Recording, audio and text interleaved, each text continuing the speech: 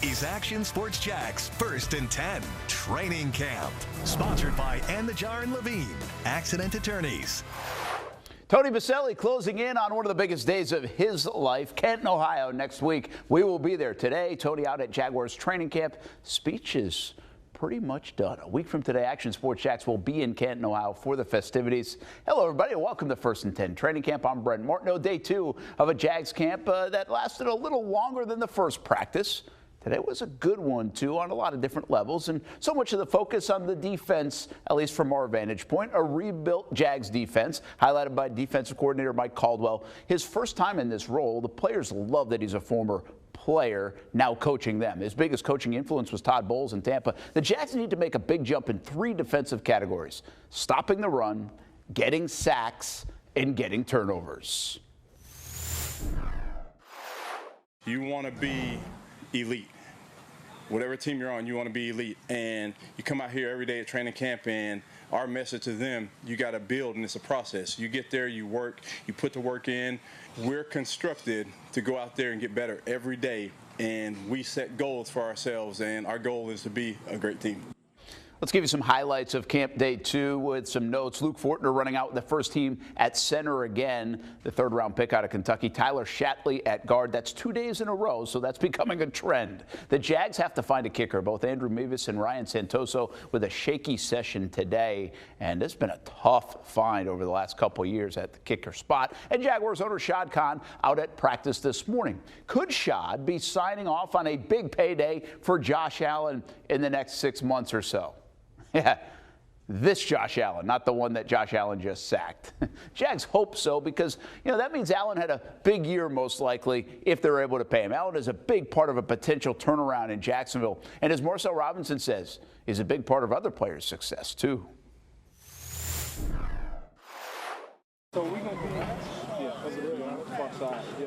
With 7.5 sacks last year, Josh Allen had a year to be proud of, but he knows it could have been better, and satisfaction has not been achieved. I feel like, man, this offseason, man, I prepared, I worked my butt off, I learned, I grew, I got physically stronger, I got mentally stronger, and I feel like can't nobody stop me. I feel like I'm going to be the best defensive player in the National Football League, and I'm going to work like that every day.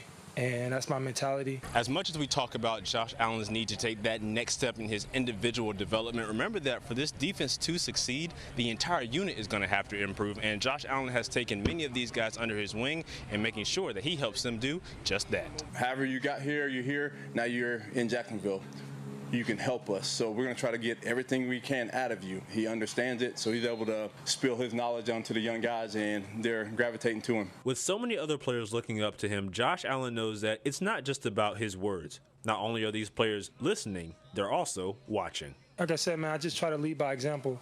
I try to do what I can do. I got a whole bunch of guys that's ready to work, that's hungry. When that mentality, when that attitude's around in the locker room, everybody gets hungry. Come follow me, you know what I'm saying? We can all get better, we can all work, we can all learn, and we can all grow from each other, and that's what I'm really excited about. Marcel Robinson, Action Sports Jax. A lot to like with Josh Allen. Hope he has a big year. You notice the helmets all the Jags players are wearing? Like, what is that? Well, player safety is a real focus point in the NFL. The league actually has been using these soft shell helmets during practices for a couple of years now. But this year, they are required through the second preseason game of camp. They're officially called Guardian Caps, and reports say the first couple of weeks of camp in the past produced an average of 30 concussions across the league each year. So this hopes to minimize that, especially in the trenches. Daily update on Trevor Lawrence, and it's a fun one. The franchise QB was really good today. We'll have the story on number 16 coming up on 1st and 10 training camp here on a Tuesday evening. Practice in the morning once again. We'll be right back. Former Trinity Christian and Virginia Tech star wide receiver Isaiah Ford signing on with the Indianapolis Colts. Ford has been hanging around in the NFL, 32 career games with the Miami Dolphins. Now he potentially will be playing against his hometown Jags twice a year. Welcome back to 1st and 10 training camp. Jags have a pretty deep receiving core at the moment. That could be a fun battle on the roster to watch over the next month. Those guys are important for Trevor Lawrence. Trevor was really good today at training camp. Looked like the way a star quarterback should practice. That's a nice sign. There's always a thought that this time of year the ball shouldn't be on the ground much, meaning not a lot of drops by the receivers, not a lot of misfires by the quarterbacks. It didn't touch the ground today when Trevor threw it. A very good start to camp for him. Evan Ingram was wide open on a couple of those throws. The tight end out of Ole Miss was drafted by the New York Giants in 2017 with the 23rd overall pick. Won Pro Bowl season, scored 17 touchdowns in his 5 years with the Giants, and well, he just signed with the Jacksonville Jaguars this offseason on a one-year deal worth about $9 million. We got some things we still have to fix. You know, there's always mistakes that we're going to have to kind of go in and fix up. But, you know, we can keep the ball off the ground, have good ball security, and, you know, get upfield, make plays after the catch, and, you know, block up front and make explosive runs. It's definitely a good day. But we're always going to build. We're always going to find something to build on. Did you retain a lot? And are you guys picking up where you left off? Do you feel like that first couple of days? Definitely. Coaches did a really good job installing everything, and we put a lot of work in the spring. So being able to kind of hop right in and, you know all the terminology and know all the concepts and everybody kind of be on the same page on day one, and coming out here yesterday and today, it's been pretty smooth. We see the hire of Doug Peterson, we see the acquisition of a guy like you, and we say that seems like it could be a pretty good match. You have a smile on your face. As a player, you must kind of look at his resume and say the same thing. Yeah, Doug definitely has a history of loving tight ends.